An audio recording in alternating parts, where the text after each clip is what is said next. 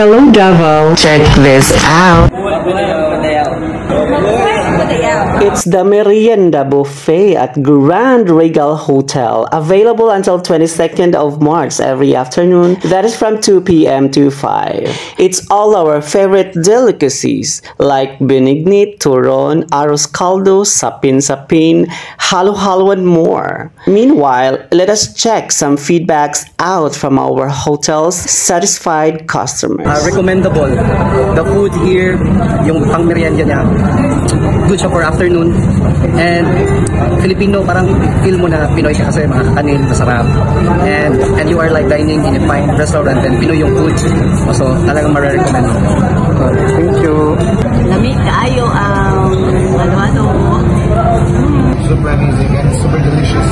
How do you like the food? I very like it because it's very delicious. No, it's very Filipino style food. Lamig din siya. Then this one is halo-halo, so it is very tasty and very yummy.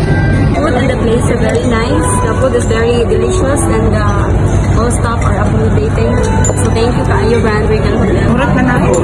Ang turon o ang halo-halo kay best via Paris.